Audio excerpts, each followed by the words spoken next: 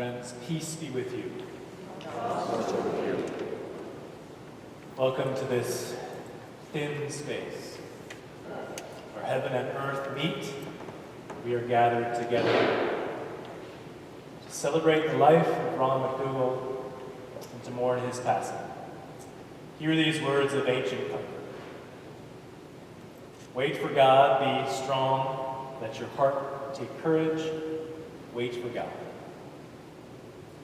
Peace I leave you, my peace I give to you. I do not give to you as the world gives. Do not let your hearts be troubled, and do not let them be afraid. Do not be afraid, for I am the first and the last and the living one. I was dead, and behold, I am alive forever and ever. Because I live, you also will live. Friends, again, welcome to this thin space where we are present in this watershed here near the Quinabican River, but maybe our hearts are also in the Highlands, Scotland, as we come together in that beautiful mix of memory, presence. And in this space, I welcome you. My name is Rob Mark. I have the honor of serving as pastor of this Church of the Covenant with its long roots in this place and in many places in our world. And on behalf of that congregation, this community, I welcome you wholeheartedly here on behalf of the families that are gathered here to celebrate Ron. We welcome you. May you feel the peace that is beyond our own understanding. May we celebrate even as we grieve. For a light has indeed been dimmed in this world in the passing of Ron, a singular soul, someone who all of us miss in this moment. And yet we have a chance to kindle that light in this time as we remember him and as we share with one another each other's presence. This place is made far more sacred and holy because of our presence in it. Be most welcome from wherever you are this day, wherever you have been in your life. In this moment, we honor your presence here in this place. Today, we especially think of Joan. Joan Hill, beloved partner with Ron for some 29 years. Ron and Joan, members of this community here at Church of the Covenant, and we honor you as you have invited all of us to be here. We think of Ruthie, Doug, beloved children, Ron, Dave. We think of all of the grandchildren who are gathered in this place. I want to lift up also Joan's children, Megan, Beth, and Sean. All of you we name in this day. And I want to take a moment to name beloved grandchildren of Ron, Livia, Bella, and Savannah.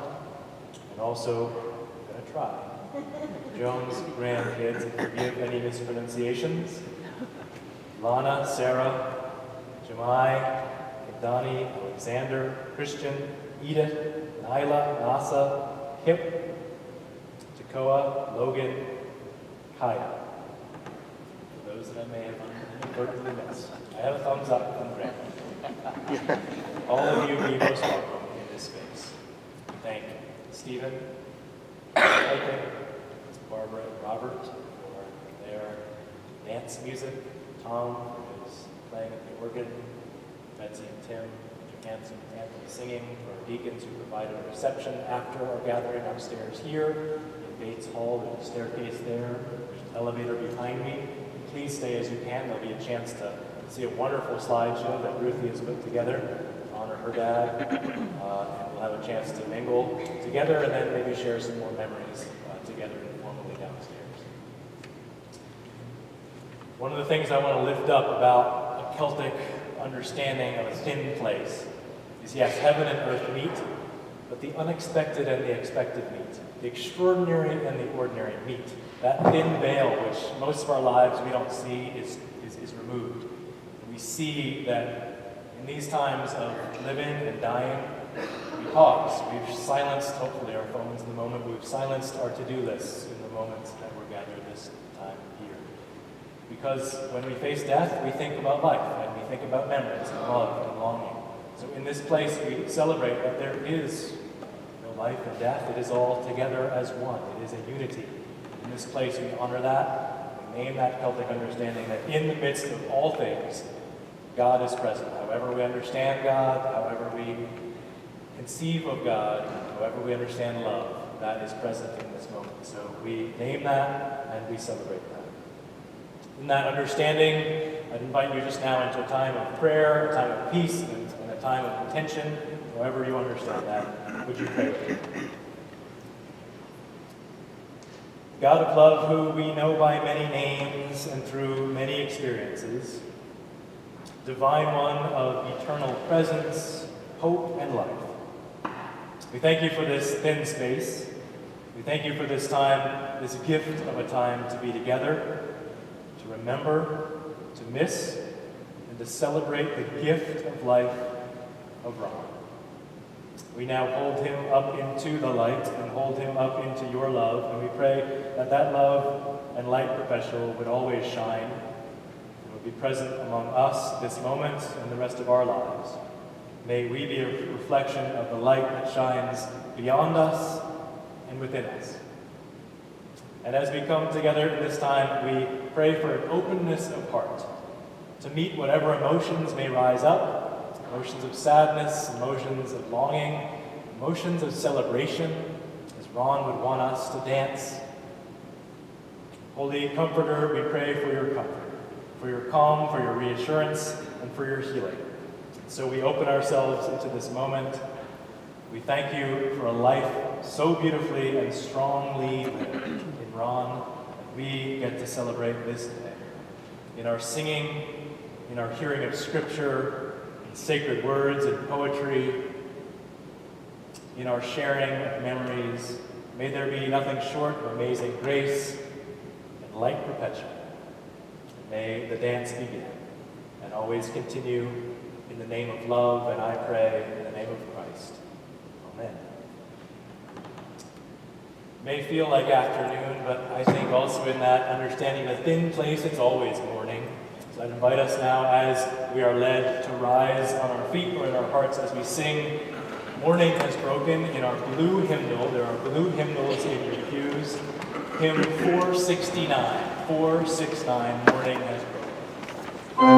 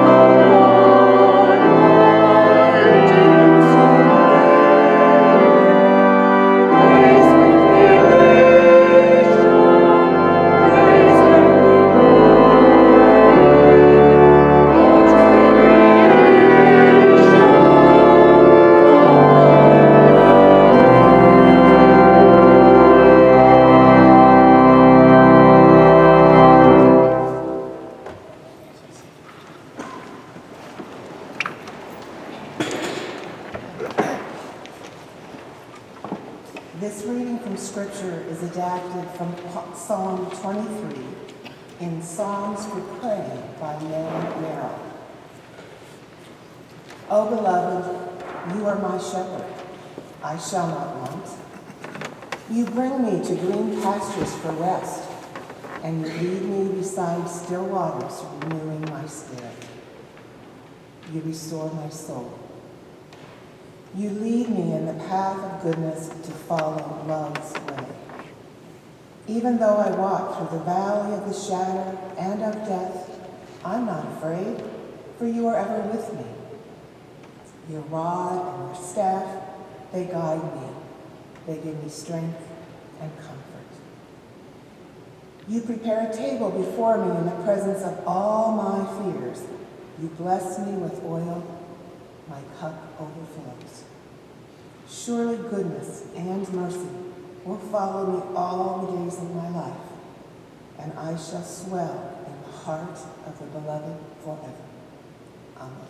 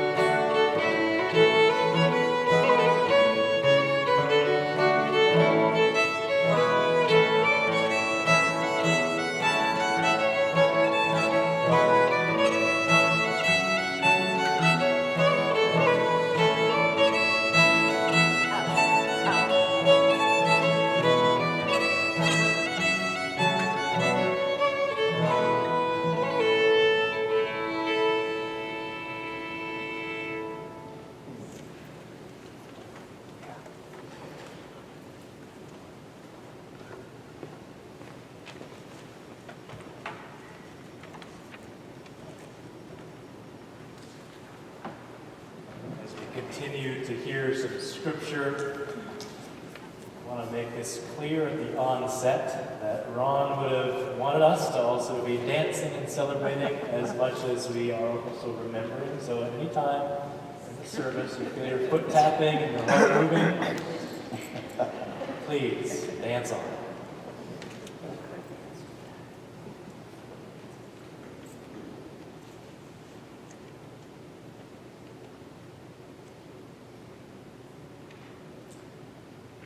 One thing we know about Ron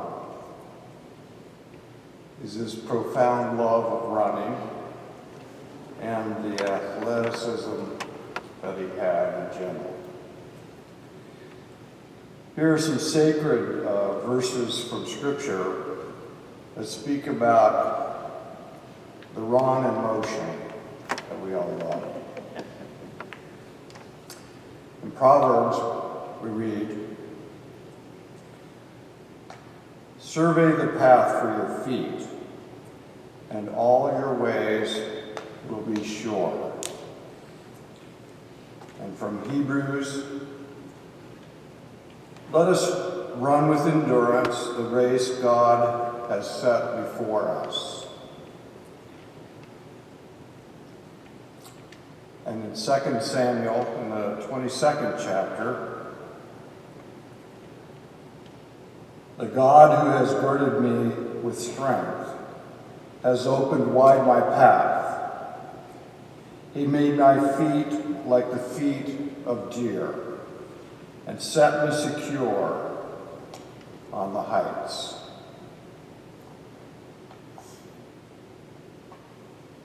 And this familiar passage from Isaiah, "God gives power to the faint and strengthens the powerless. Even youths will faint and be weary, and the young will fall exhausted. But those who wait for the Lord shall renew their strength. They shall mount up with wings like eagles. They shall run and not be weary. They shall walk and not faint." And in the 4th chapter of 2 Timothy, "I have fought the good fight. I have finished the race. I have kept the faith."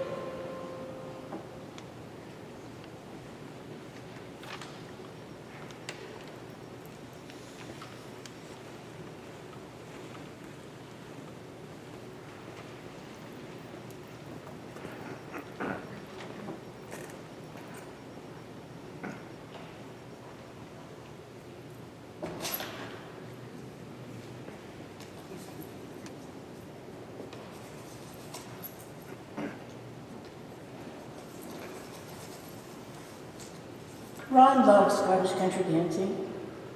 He arrived with his joy plastered on his face as he walked into the hall every Thursday. Each week he danced every dance with enthusiasm. Ron made me a better teacher. It so happened he asked pretty much the same question at least one dance each week. Again, what happens on bars 17th and 24th? I always prepared for his weekly queries as I never wanted to disappoint him. Ron was a faithful wee bluet, a solo Scottish dancer, and rarely missed Mondays at the Cambridge class. He amazed us all by coming to dance after he had run the Boston Marathon, looking fresh and eager to dance, and danced every dance. His kindness and generosity extended to our entire Scottish community as he opened his home in Lincoln to host the Sunday brunch of the Boston Highland Ball several times. Thank you, Ron. You will be missed on the dance floor by all of your friends.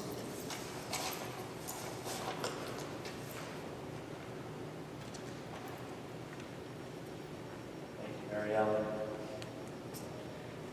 Now, 3 of Joan's 11 daughters, Beth, Megan, and Sean.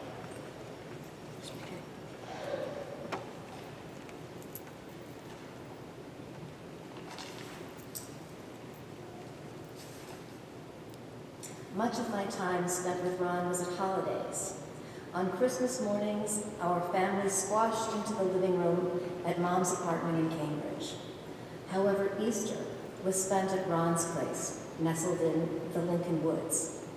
Ron tended to be a quiet, gentle presence in the midst of our boisterous family. He was the man behind the camera, documenting the moments that the Hills had no presence of mind to record.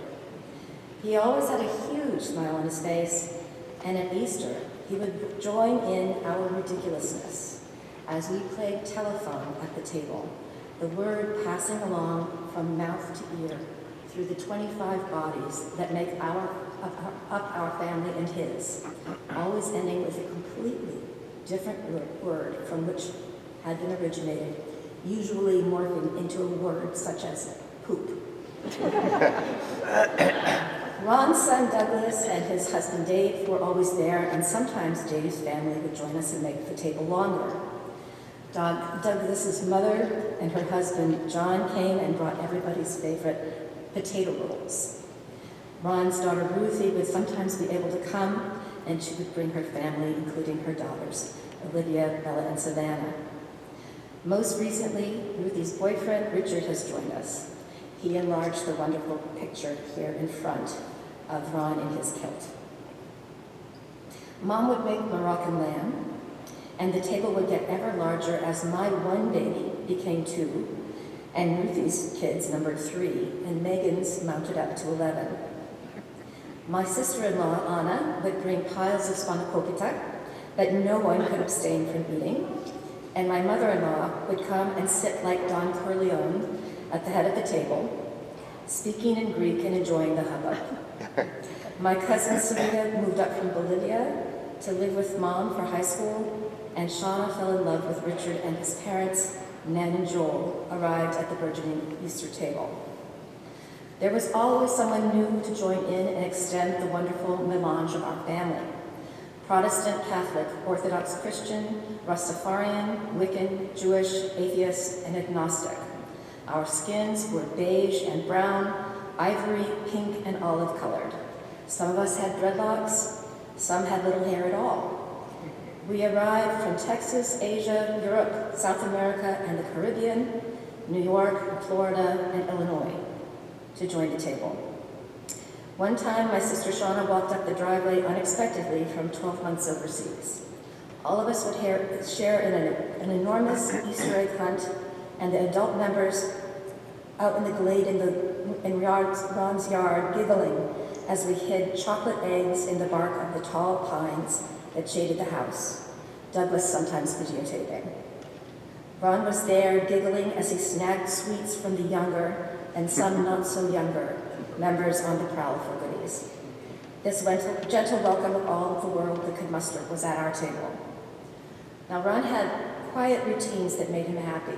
I would often come upon him caught up in a story in the paper or watching the news and doing untold numbers of push-ups or weighted leg lifts at the dining room table. He would run to Walden Pond and swim across it and back and then run home. He loved being out in the trees and providing the deer who wandered up to his house with a wealth of leftovers. A baseball game was on television, or a play or a concert were planned for the evening. The Church of the Covenant and the Royal Scottish Dance Society were mainstays in his life with Mom. I enjoyed his being with her, but I did not really know him. One day recently, Mom had a problem with her blood pressure. By this time, Ron was well into the confusion and disruption of Alzheimer's, and he was living with her. I was concerned as he could not safely be alone, so I came to be with him at the medical offices while she was being taken care of. We spent a companionable afternoon together while he wondered where Joni was. We sat in the waiting room talking about whatever came into his mind, and at one point I had brought him a plastic cup filled with parfait. It was covered with whipped cream, and the shape of it must have made him think it was a microphone. He started to talk into it, as if someone was posing interview questions. He told Parfait that he didn't usually like to criticize others, but that he was deeply worried about the way the world had become.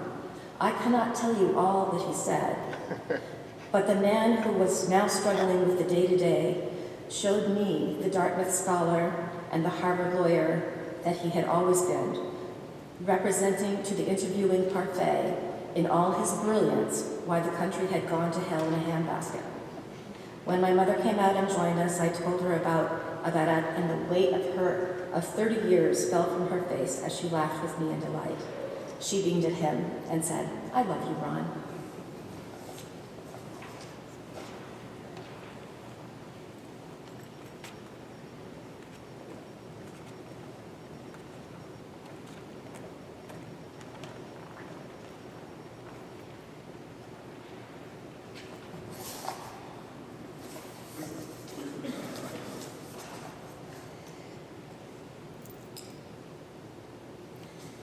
I'm told by my mom that this is one of Ron's favorite poems. Can you hear me? The Lanyard by Billy Collins.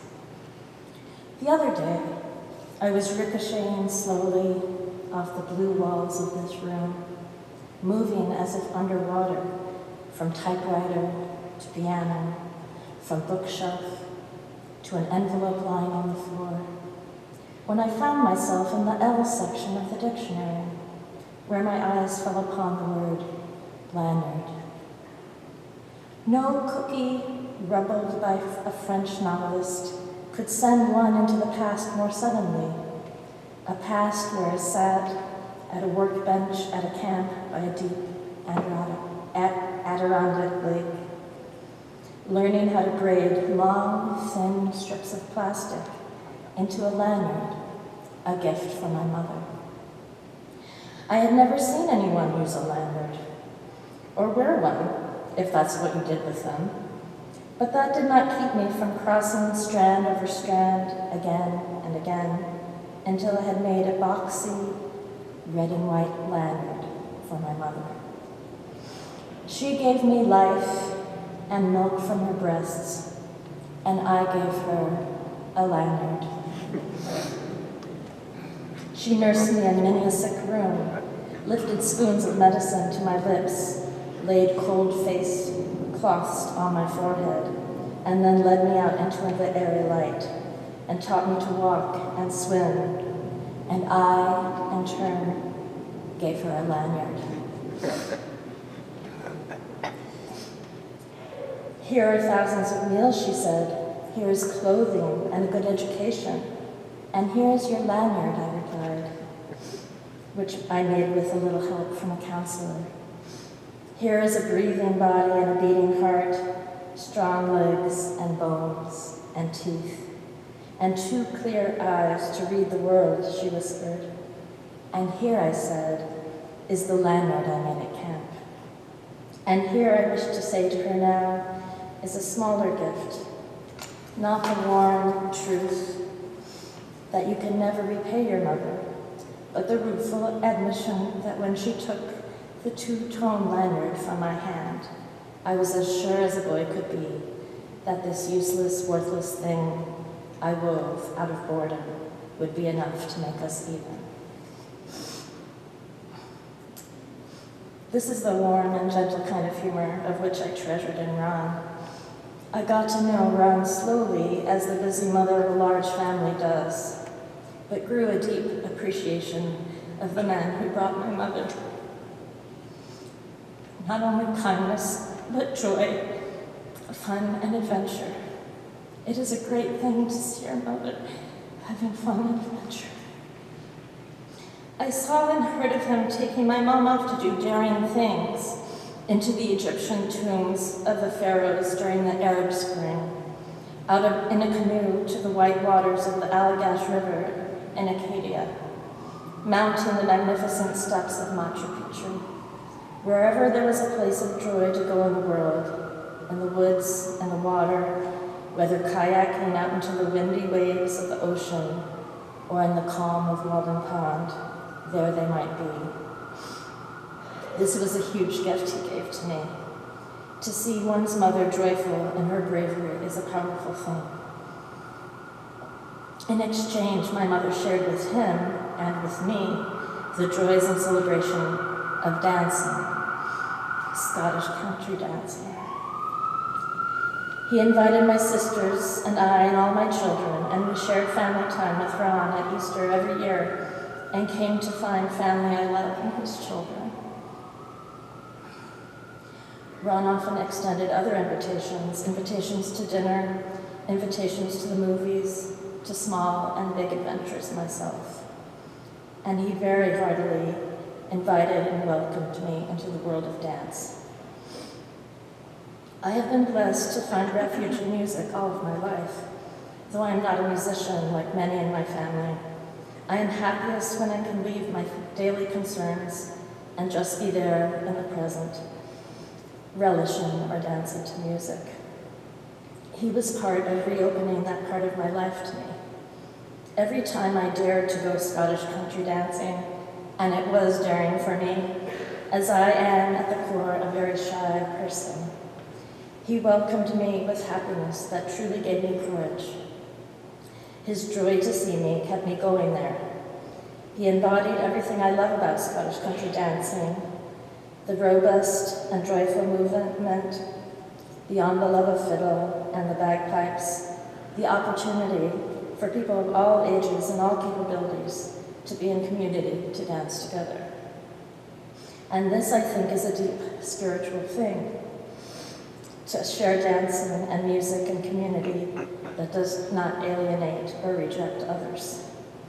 If Scottish country dancing groups ever do exclude, I was protected from that harshness by Ron and all of the kind dancers I met. He exemplified the embracing of people like me who stumble a bit and go left rather than right, or mix the order of the ladies' chain with the timing of the casting off. He would make certain I'd always have a good-natured and forgiving partner. When I would stand by the back hoping no one would notice me, he would somehow get me to brave it, and I'm so glad he did. His enthusiasm was infectious, pure humble delight. He never there or anywhere made me feel self-conscious or scrutinized. He just made me feel accepted, and he made it fun. He was always there in seemingly good humor to be a safe and solid presence in a world that is in need of that so very much. The last time I went Scottish dancing was at Pinewoods, a beautiful wood of trails and cabins down the Cape. I was having a hard time that week and found myself walking around in a stupor, avoiding people and wandering through the woods, struggling to keep up, to maintain my composure. I would run into him here and there on the pine needle-laden paths he loved so much, and he was, as always, kind and solid, and I couldn't help feel he had my back. The last night, he came and found me and gathered me by the arm and brought me to the ceilidh. He was having a harder time by then keeping track of some of the fancy footwork, and it pained me to ever see his impatience towards himself for any small missteps. It pained me enough, so I stopped going, to be truthful. But that last dance is how I remember him best. Delighted, joyful, a gentle silliness in the pine woods, dancing a jig, a strathspey, and then a reel, and watching him smiling at my mother, whom he loved so much, readying to ask her for a waltz. I love to think of him there in his happiness, so as this memory, I'd like to share this poem in Blackwater Woods by the Cape Cod poet herself, Mary Oliver.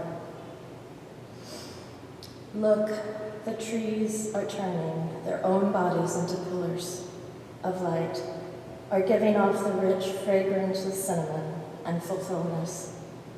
The long tapers of cattails are bursting and floating away over the blue shoulders of the ponds. And every pond, no matter what its name is nameless now. Every year, everything I have ever learned in my lifetime leads back to this, the fires and the black river of loss, whose other side is salvation, whose meaning none of us will ever know. To live in this world, you must be able to do three things: to love what is mortal, to hold it against your bones, knowing your own life depends upon it, and then when the time comes to let it go, to let it go.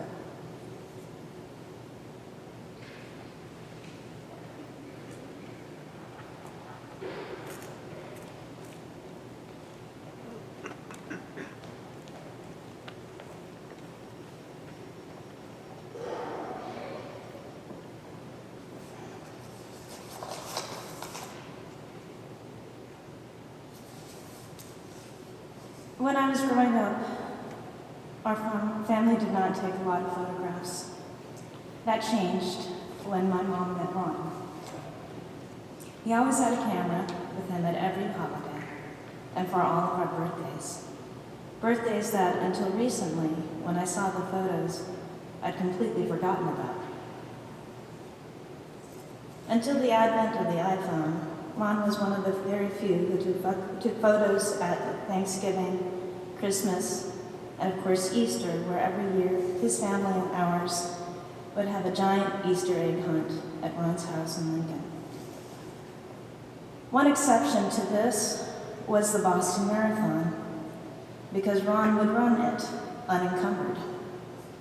One of my favorite photos of Ron was after he had completed his 25th marathon, likely his 15th time running Boston. I think he was about 71 years old, and Mom and I took the photos that day. After his finish, Mom and I met him right here on the steps of the Church of the Covenant. It was a sunny day, and I took a picture of him wrapped in a mylar blanket. He had a huge smile, and his arm was around my mom, who was wearing a big floppy hat. As we walked around the neighborhood, all the young guys in their 20s kept greeting him with a wow and a good for you, as Ron was no longer a guy in his 20s. Ron would shyly smile and nod. I would turn to them and say, "Oh, this is only his 25th marathon." It was not even his last. At the time, I was probably indignant on his behalf. But now I realize maybe Ron was showing folks a new way of looking at the potential of the body when exercise was such enduring passion. After the marathon, Ron would eat a large meal and go on to a full night of Scottish country dancing, to the astonishment of his fellow dancers. I've run on and off again for many years, sometimes fast, usually slow. Ron always encouraged me, was never patronizing or dismissive. He bought me a running jersey just last year. Recently, when Ruthie, Douglas, Dave, Mom, and I went to his house, we wanted to gather some photographs. In his upstairs study, there were piles of Saucony shoes and probably 40 running medals. In the porch of his bedroom lay an old bed covered in more running shoes. It seemed that Sauconys were coming out of the pores of the house. And next to his bed, in a rounded heap, the way I might store them, were books of poetry. Ron wrote poetry, and I'm very sad to say I never got to read any of his poems, but I do know that my mother did. I looked through his book of Dylan Thomas, found inserts of makeshift bookmarks, hoping for some verse written by Ron, but I only found where he had left off. I wondered when he last read these, having moved from his house a year before. In addition to Saucony shoes and books of poetry, there were drawers of photographs, consistently marked with date and location. In going through these photos, I recognized his deep love of his family and friends, and his deep love for my mother. I found dozens of nearly identical photos of my mother in a canoe with her paddle broadside to show its grain, and Mom gazing back at Ron. Each photo only differing by the unfolding landscape. There were also photos that my mom took of Ron standing by a campfire next to a river, lean and muscular in his running shorts. There were many photos of them as a couple. I imagine they had no selfie stick, but placed the camera on a rock and ran to their predetermined positions to finalize the portrait. What I really saw was 30 years of joy, love, mutual adoration, and adventure. And the looks on their faces were undeniably romantic. After meeting Ron at a contra dance about 30 years ago, Mom introduced him to Scottish country dancing, and he introduced her to new adventures. He whisked her away to Hawaii, then Alaska. They went on a harrowing canoe trip by themselves in Canada. We were all quite worried when they were supposed to be back on a Tuesday and showed up on Saturday afternoon just in time for Susan Hornfeld's wedding. Both of them smiling, if not disheveled with wilderness. We were a bit concerned and very relieved they were alive. Seeing these photos has changed me a little bit.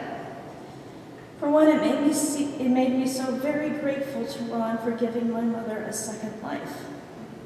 You see, my mother was about the age that I am now when she met Ron. And that gives me hope and inspiration. I believe that Ron lived his life fully and encouraged my mom to do so as well, and they did. As Ron started his decline a couple of years ago, my mom was still all in for him and remained so. Not long ago, I was visiting Ron in hospice, and my mom was lying next to him on the bed, listening to Alistair Fraser, their favorite fiddler. Ron was not awake, but his head was on her shoulder. She was holding his hand. Megan, Ruthie, and I all took a photograph of this. This portrait of warmth between them lasted to the very end. Here's a poem that I think speaks to their love. It's called If You Saw Me Walking by Gerald Stern. If you saw me walking one more time on the island, you would know how much the end of August meant to me. And if you saw me singing as I slid over the wet stones, you would know I was carrying the secret of life in my hip pocket. If my lips moved too much, you would follow one step behind to protect me. If I fell asleep too soon, you would cover me in light catawba or dry willow. Oh, if I wore a brace, you would help me. If I stuttered, you would hold my arm. If my heart beat with fear, you would throw a board across the channel. You would put out a hand to catch me. You would carry me on your back. If you saw me swim back and forth through the algae, you would know how much I loved the trees floating under me. And if you saw me hold my leaf up to the sun, you would know I was still looking for my roots. And if you saw me burning wood, you would know I was trying to remember the smell of maple. If I rushed down the road buttoning my blue shirt, if I left without coffee, if I forgot my chewed-up pen, you would know there was one more day of happiness before the water rose again for another year.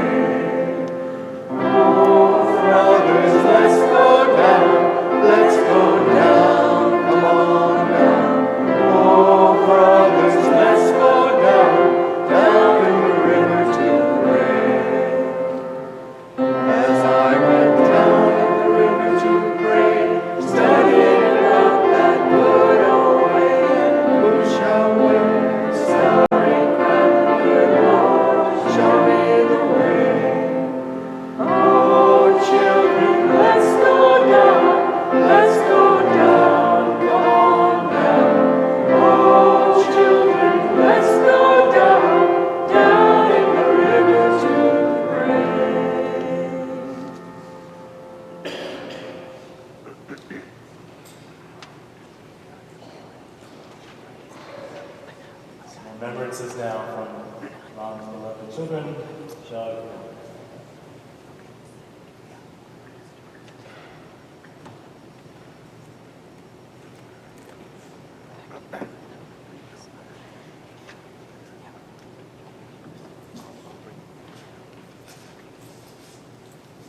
My dad was always on the go. He would go running every day regardless of the weather. When I was little, he used to play squash at the Middlesex School in Concord. He would bring my sister and I with him, and he would go off and play while Ruthie and I would get into all sorts of trouble. He put a tennis court in the backyard and played all the time with friends, and Ruthie and I. He loved the movies and would take us out to dinner and a movie every weekend. Some of the movies were not always appropriate for children, like the John Waters movie, Polyester, which came with a scratch and sniff card. When a number appeared on the screen, you were to scratch the corresponding number on the card so you could smell what was going on in the scene. Most of the scents were unpleasant, as you can imagine. He brought us to great restaurants throughout the Boston area. I always thought it was perfectly normal, but my friends at school would tell me they only got to go out on special occasions. And they certainly didn't get to go see the kinds of movies that my dad took us to see. My dad also loved the outdoors. He used to take us for camping and hiking. As a child, I wasn't terribly fond of camping and hiking, and I'm still not fond of camping. But it did give me an appreciation of the outdoors, and I do like hiking, especially if there are spectacular views along the way. We often went to visit the White Mountains in New Hampshire, which is now one of my favorite places. He would take us to Walden Pond to go swimming, where he would swim the length of it. If Walden Pond was too crowded, we would go to Bateman's Pond by the Middlesex School. In 1984, he entered us into a rowing race from Hull to Boston Harbor. We were in a canoe. Everyone else were in faster boats with more people. We came in last, but only because one group of guys put up a sail when no one else could see them. It was a long day. I was tired and sunburned at the end, but it still felt good to have done it. He taught me to ice skate, and when we used to go ice skating on Pierce Pond near our house, there was a bright light next to the pond, so we would sometimes go skating after dark. My dad was also very determined. If he wanted to do something, he was going to do it no matter what. One time, he took me skiing on Loon Mountain in Lincoln, New Hampshire. We drove up in a snowstorm, and several cars had skidded off the road, but my dad kept going at the posted speed limit. When it came time to go skiing the next day, the temperatures were in the 20s with the wind chill in the single digits. Of course, my dad had already gotten up to go in the morning to go running. It was my first time downhill skiing, and I wasn't well prepared for the cold. I was miserable, and I didn't understand why anyone would want to ski.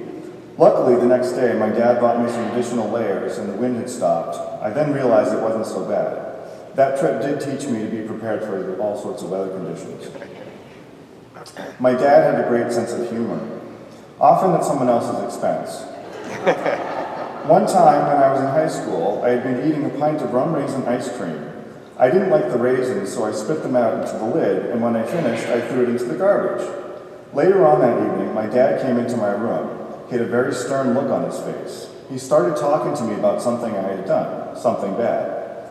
He was very vague about it and went on for a while. My anxiety level rose as I was thinking about what it could have been. Then as he came to the end, his lips pursed, as they often did when he was trying to keep a straight face, and he said, "When you eat rum raisin ice cream, you really shouldn't spit out the raisins."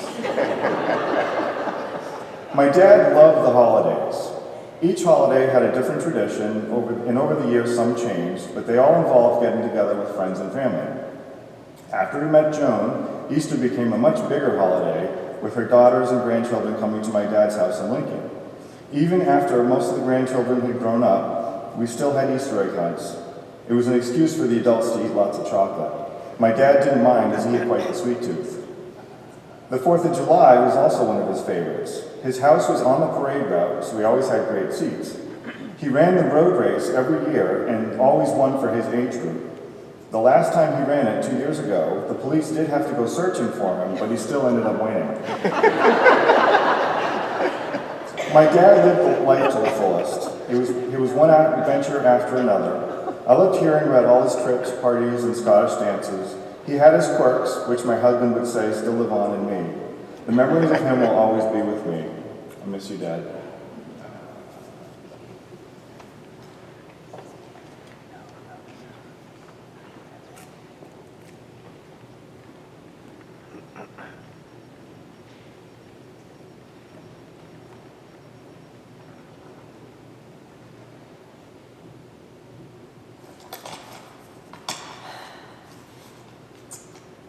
My dad was born in Houston, Texas. That's what he always told me when I asked him near the end of his life to see if he could remember. His family was from Crockett, Texas, a little town about 180 miles from Houston.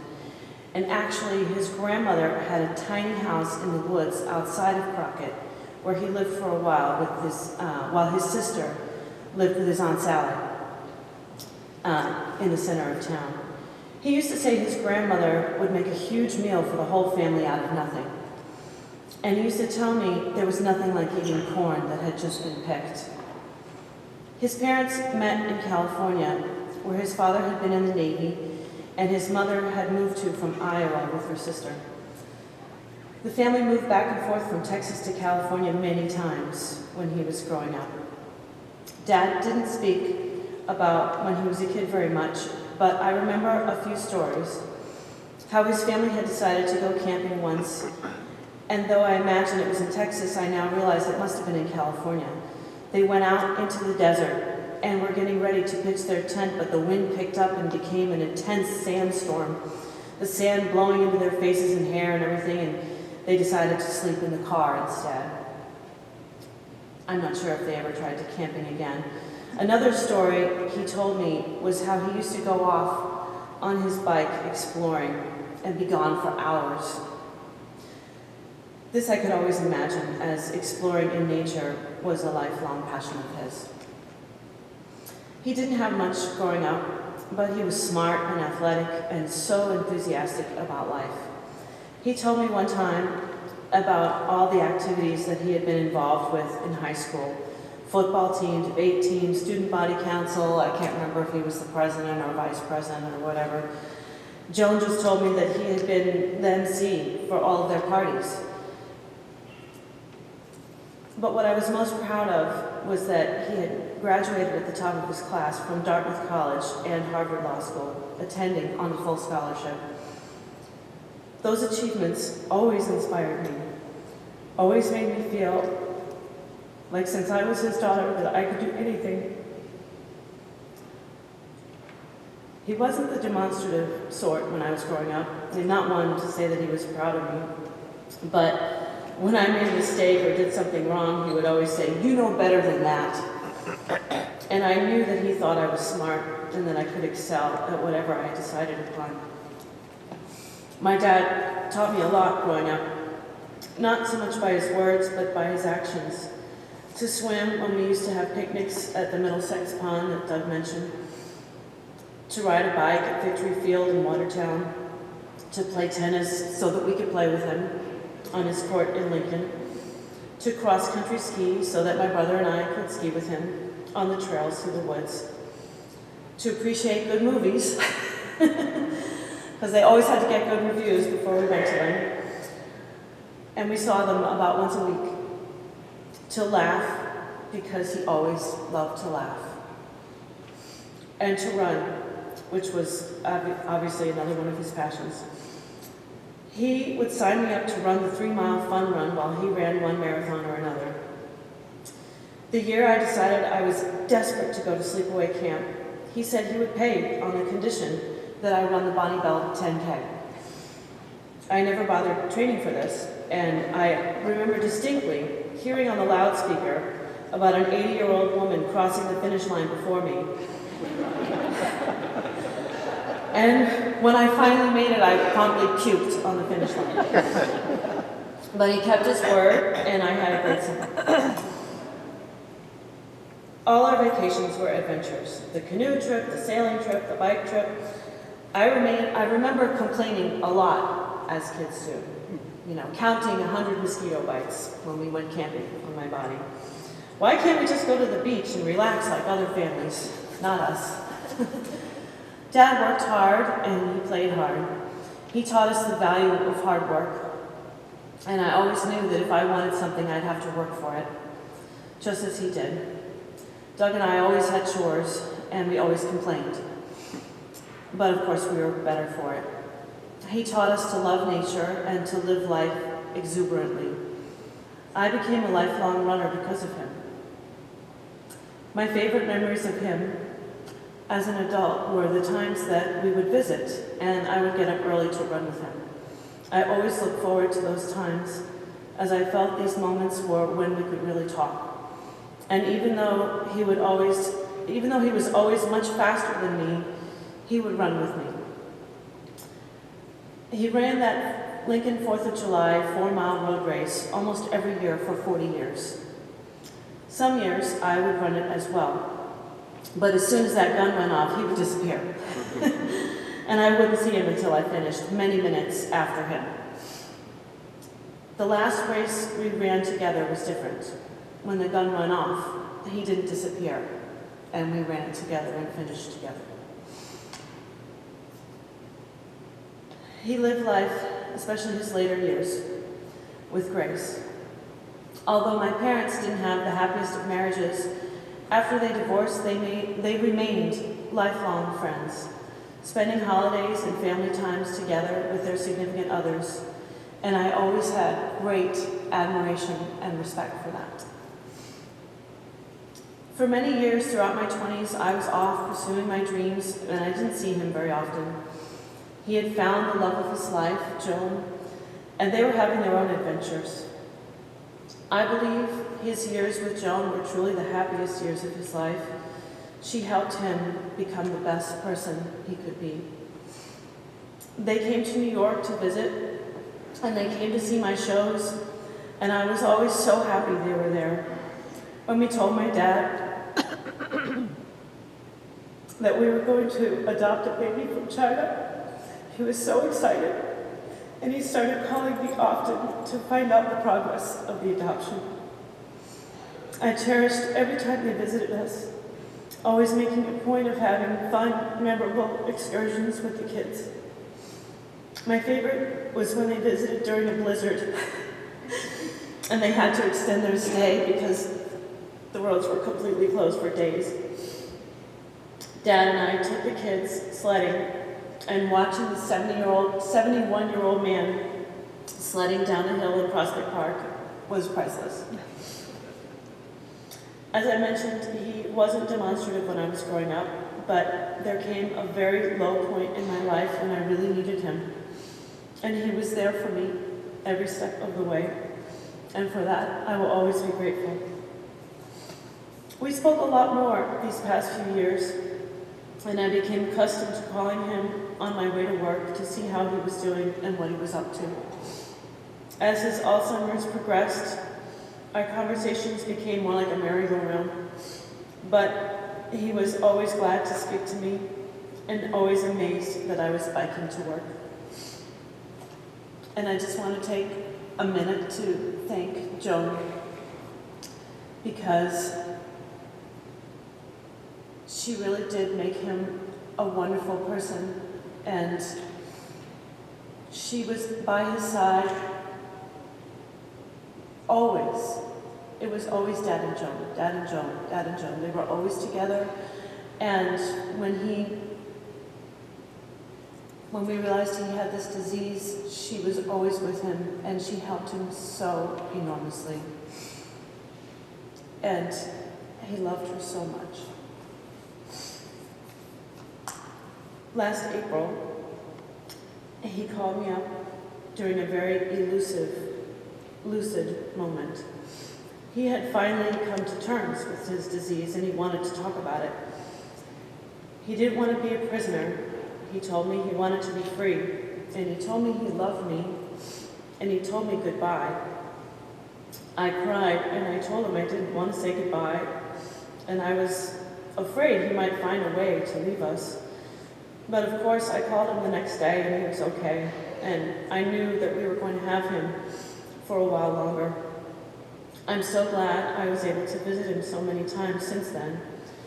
He may have been confused, but he was still his smiling, laughing, happy self. When Savannah and I took him and Joan to Walden Pond, he wanted to go for a run. And I had to chase after him, barefoot and dripping wet from swimming. On Thanksgiving, he wanted to go out for a walk in the freezing cold, which we did. And even during his last days in the hospital, when he was delirious, he would ball up his sheets and throw them at us like a game. He was so glad we were all there. He called for Joan, and he kissed her, and he laughed. I miss you, Dad, and I love you.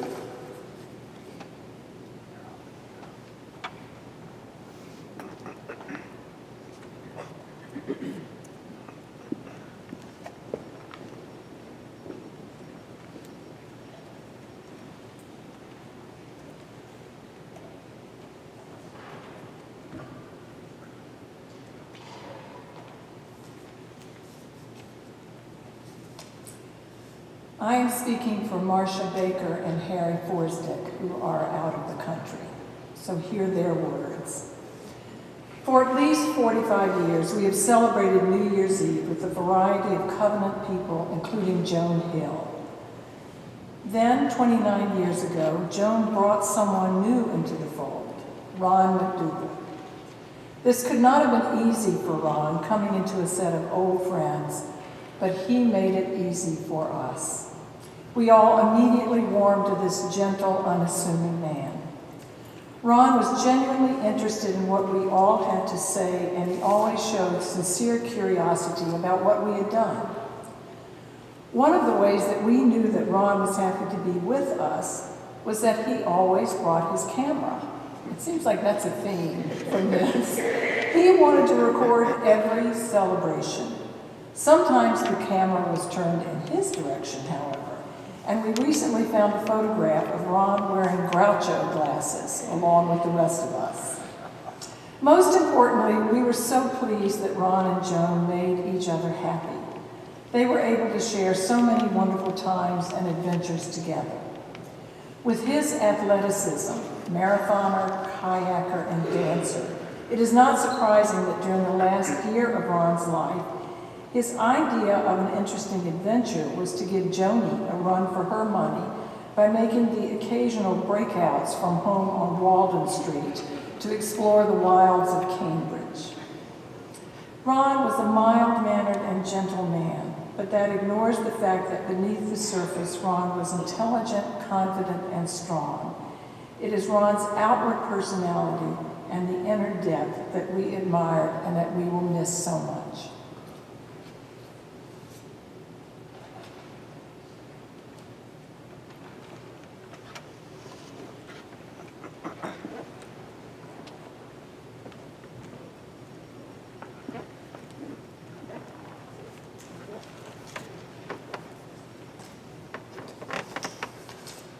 Ron was my friend for more than 30 years. This is a letter that I should have written, but I didn't until now. Dear Ron, it's hard to believe that you are not here with us, chatting, joking, enjoying life. I wish I could tell you this. I missed the opportunity. So, I hope that whatever good place you are at, you can hear. Ever since we met, you were a great support, help, and most of the time, companion in a lot of fun. When we met, I was going through a rough time in my life, and you were always there, ready to patiently listen, give advice and support, and be ready to do something active that helped me forget my troubles. In this day, when no one remembers phone numbers anymore, yours is firmly stuck in my mind. 259-0883. It's hard to think that I will not be dialing the number anymore. Just saying it out loud brings back memories and invokes a feeling of comfort, reassurance, and fun times. 259-0883 to catch a Friday movie. 259-0883 to go out to dinner. 259-0883 to go together for a swim in Walden Pond after work on summer nights. 259-0883 to go for a bike ride on weekends, or to go to see a play at Huntington Theatre. 259-0883 when a tax advice or legal representation was needed. 259-0883 to go for a marathon training run. I never thanked you for that, so here it comes. Thank you for being the support I could lean on in the hardest part of my life. Thank you for the many Friday nights out. Thank you for trying to introduce me to Scottish dancing. I failed. Thank you for warning me that the robots are going to take over long before they really existed. And you were right about that. Thank you for writing a brilliant brief to the appellate court that helped me to avoid more financial troubles. Thank you for introducing me to the rules of the American football. Thank you for all the political debates. Thank you for many Boston marathons together, you way up front and me in the back of the pack. Thank you for the bike rides and the hikes. Thank you for making me feel a part of your family. Thank you for introducing Joni to the circle of our friends. Thank you for always being there, in good times and bad. Thank you for being a good friend. I will always be your friend.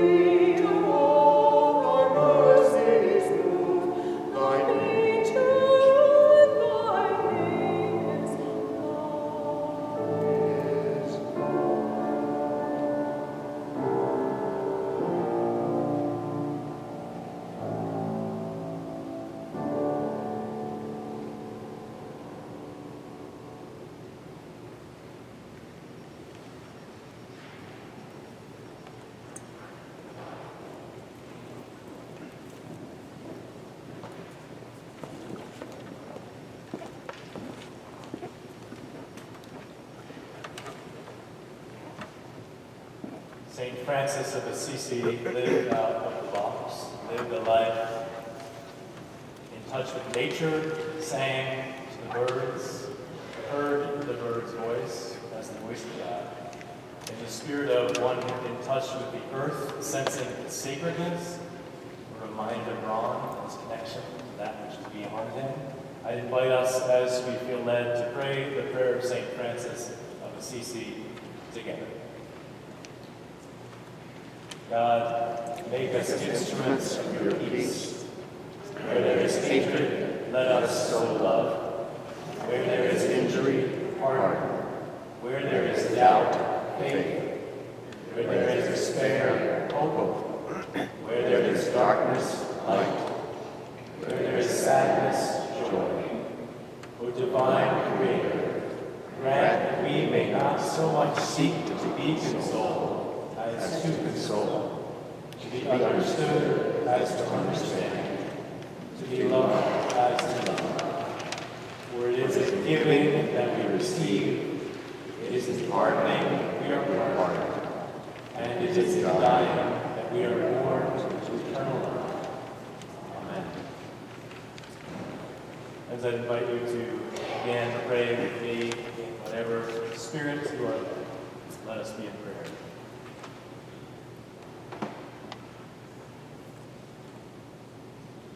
O loving God of the earth, O loving God of this moment, source of all life and creativity, giver of nature, conqueror of death, our strength, our Redeemer. With hope in your great mercy, we entrust now to your eternal care our beloved Ron, beloved life partner, brother, father, father-in-law, grandfather, co-worker, friend, as an attorney, marathoner, kayaker, dancer, athlete, traveler, adventurer, source of grounding for his beloved families. For God, may we take the inspiration of Ron and run with endurance the race that you have set before each of us. May we look to movies and laugh. May we look to family and have faith. May we dance even when we don't feel as if we know the moves. God, we thank you for all that Ron has given, all that he has lived, and all that he has loved. God, life is not fair. Illness comes to those even with bodies strong. Thank you for the courage which Ron faced Alzheimer's, to the family and caregivers that came so closely to his side.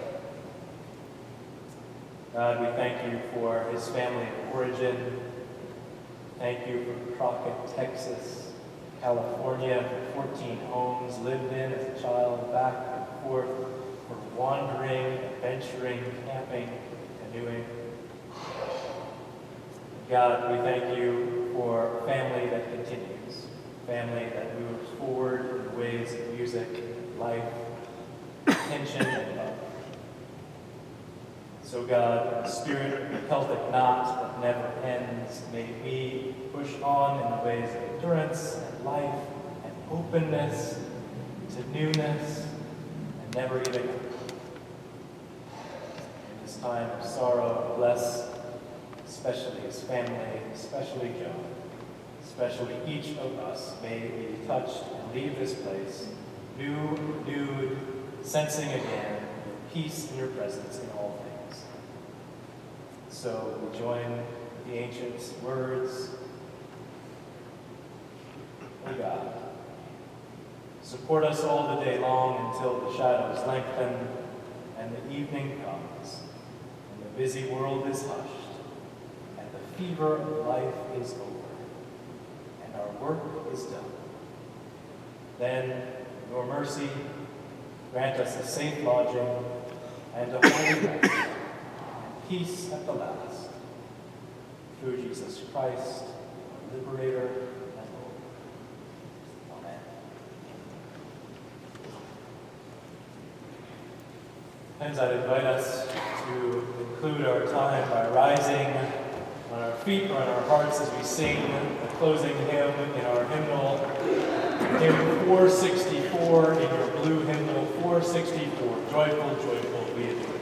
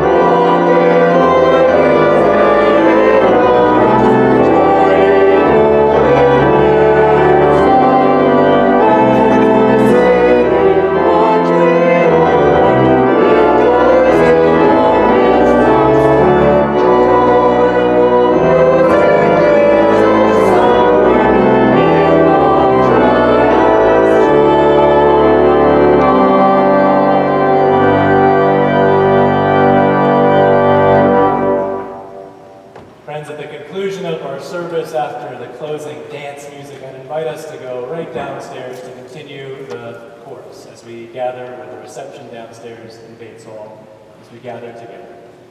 Hear this Celtic blessing that Ron has heard before, and many of us have. Peace between people, peace between creatures, peace between lovers, peace between friends. The peace of Christ above all peace. Every day, each going out, each returning, peace in all things, everlasting peace. And in the Gaelic, Hiagut, Ronald, go with God. Deep peace of the running wave be with you. Deep peace of the quiet earth be with you. Deep peace of the shining stars be with you. Deep peace of the one of peace